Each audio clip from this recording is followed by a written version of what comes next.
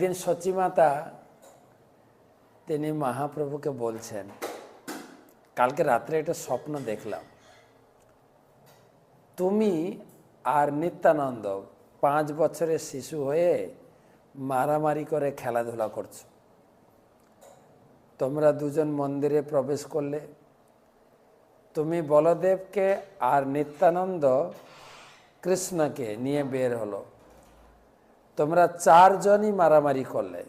বলদেব এবং কৃষ্ণ রেগে গিয়ে বলল, এই বাড়িঘর আমাদের, এখানকার দধি দুগ্ধ সন্দেশ সব উপহার আমাদের।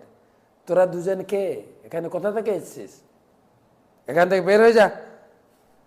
নিত্যানন্দ বলল, দধি দুগ্ধ যখন লুটে খেলে, সে লুটে খেয়েছিল না, সেই কাল গেছে, কিন্তু এখন সেটা নেই।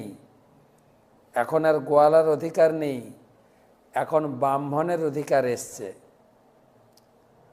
কৃষ্ণ বলদেব বলল, তোমরা দুজনকে বেঁধে রাখবো, জোর করে যদি দধি দুগ্ধ খাও, বেঁধে রাখবো। নিত্যানন্দ বললেন, তোর কৃষ্ণকে আমি ভয় করি না। হ্যাঁ, গৌরচন্দ্র হচ্ছে আমার ঈশ্বর। এভাবে 4 জন কলহ করতে লাগলো আর কাড়াকাড়ি করে খেতে লাগলো।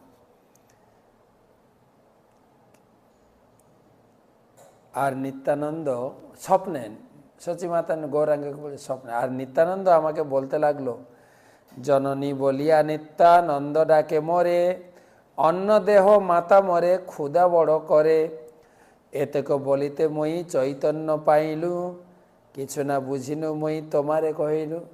আর নিত্যানন্দ জোরে জোরে রাখছে, মা খিদে লেগেছে, খেতে দাও খেতে দাও, এই বলতে বলতে আমার ঘুম ভেঙে গেল।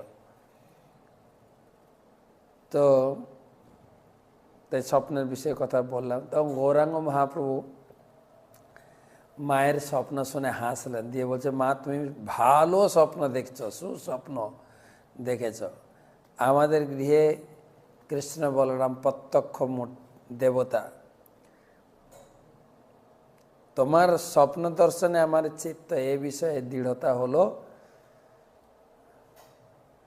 আর গৌরচন্দ্র যখন বিষ্ণুপ্রিয়া দেবী রন্ধন করা অন্ন নিবেদন করতেন, তখন দেখতেন বিষ্ণুপ্রিয়া রান্না করতেন, মহাপ্রভু ভোগ লাগাতেন, থালার অর্ধেক নৈবেদ্য থাকতো না। তো আমি এ কথা কাউকে ব্যক্ত করতাম না। তা আমি ভাবতাম তোমার বৌমা খেয়ে নেয়, কৌতুক করে বলছে, আমি ভাবতাম তোমার বৌমা খেয়ে নেয়। এখন নিশ্চিত হলাম যে আমাদের ঘরে যে কৃষ্ণ বলরাম বিগ্রহ আছে, তারাই সাক্ষাৎ গ্রহণ করেন। আর পিছনে বিষ্ণুপ্রিয়া দেবী শুনে হাসছেন।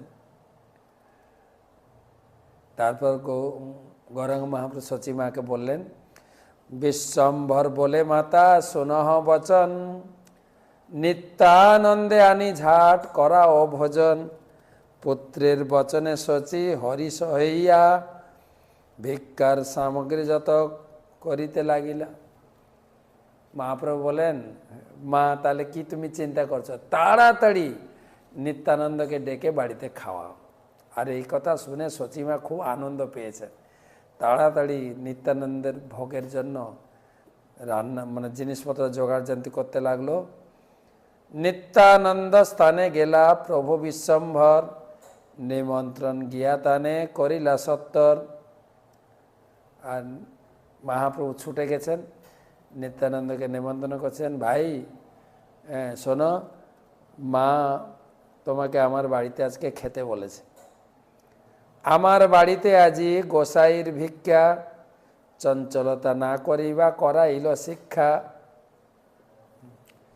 তুমি আমার বাড়িতে খেতে যাবে, কিন্তু দুষ্টুমি চঞ্চলতা করবে না। কিন্তু খুব চঞ্চল তো, এদিকে বিষ্ণুপ্রিয়া আছেন, মা আছেন, তো বলছে বেশি চঞ্চল করবে না, একদম শান্ত ছেলের মতো যাবে, খাওয়া দাওয়া করে চলে আসবে। আর যখন বলেছেন তুমি দুষ্টুমি করবে না, চঞ্চলতা করবে না, তখন নিত্যানন্দ কান ধরে বলছে, কর্ণ ধরি নিত্যানন্দ বিষ্ণু বিষ্ণু বলে, চঞ্চলতা করে যত পাগল সকলে শ্রী বিষ্ণু শ্রী বিষ্ণু চঞ্চল আমি করি চঞ্চলতা তো পাগলে করে, আমি কেন চঞ্চলতা করব? এ বুঝিয়ে মরে তুমি বাসহ চঞ্চল, আপনার মতো তুমি দেখো সকল। তুমি সবাইকে নিজের মতো মনে করো, হ্যাঁ, তুমি নিজের চঞ্চলতা করো আর আমার নামে দোষ দাও। এত কহি দুইজনে হাসিতে হাসিতে, কৃষ্ণ কথা কহি কহি আইলা বাড়িতে। এভাবে দুজন হাসতে হাসতে কন্দল করতে করতে তারা সচিমার কাছে এসে পৌঁছে গেলেন। তারপর চরণ ধৌত করে ভজনে বসলেন, আর সচিমাতা অন্ন পরিবেশন করছেন, আর উভয়ের মনের আনন্দে দুই ভাইকে সচিমাতা নিজে হাতে পরিবেশন করে খাওয়াচ্ছেন।